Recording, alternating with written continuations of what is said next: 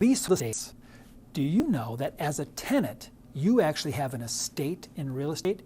You do. You get some rights and interest in land, in real property, when you are a lessee, a tenant. And when you're a lessor, a landlord, you actually give up some rights. You give somebody the right to use or the right to possess your property, maybe for a certain period of time.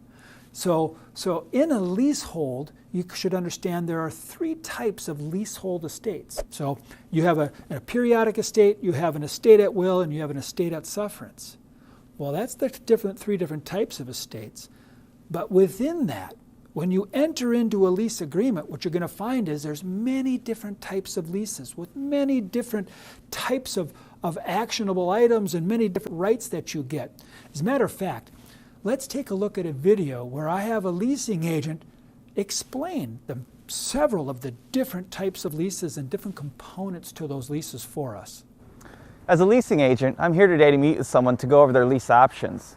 In any rental situation, such as tenants for a residential building or tenants for a commercial building like this one, there will be a lease agreement. The lease tools are the lessor and the lessee, the tenant. The lease may be for a periodic tenancy, which has a definite time frame such as 1 or 3 years. The lease may also create an estate at will, which means the landlord gives the tenant the right to possess the property without a specific time period or term. Either party can give notice to terminate the lease. Hey, thanks for coming in. So let's just get started with a couple basics here. Regardless of the property type, there are going to be some basic requirements of a valid lease. Capacity to contract. The parties must have the legal capacity to contract. That is, basically they have to be of legal age and of sound mind. There's a legal objective, which means that the objective of the lease must not be prohibited by any law.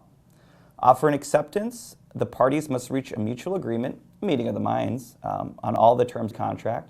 And then there's consideration.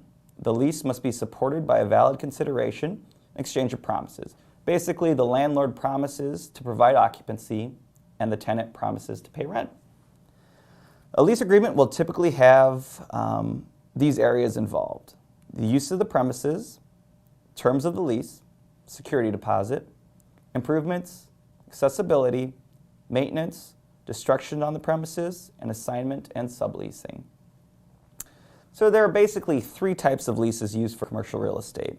In a gross lease, the tenant pays a fixed rent and some or all of the utility expenses, while the landlord pays all taxes, insurance, repairs, other utility expenses, and maintenance connected with the property, which is usually called property charges or operating expenses.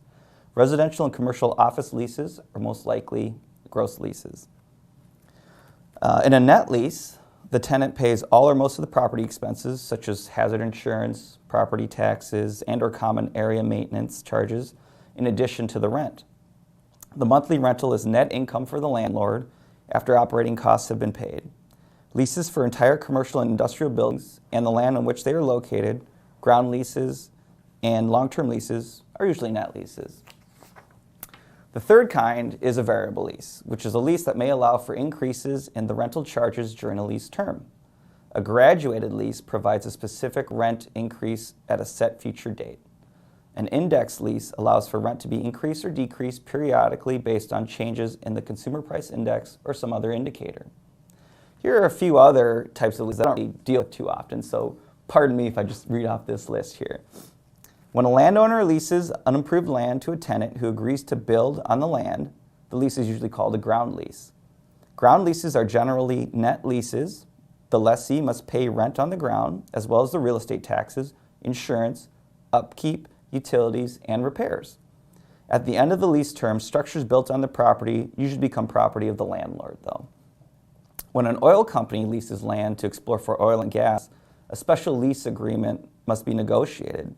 Usually the landowner receives a cash payment for executing the lease. If no well is drilled within the period stated on the lease expires. In a sale and lease back, the property owner sells the property and then lease it back for an agreed period and rental. The original owners pull out the equity to use on their projects, and they are also able to reduce their taxable income when they pay rent to the new owner. The new owner has a reliable source of rental income for an extended period of time. Okay, great. So that video shows you really the extent of the different types of properties and the different types of leases that are available, from a gross lease to a net lease to a variable lease. Some of these leases can be very, very detailed and very intricate.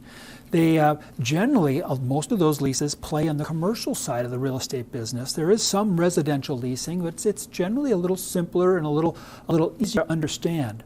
So if you want to be in commercial real estate, or if you want to be into property leasing, understanding those different types of leases and how they apply to the industry is going to be very important for you.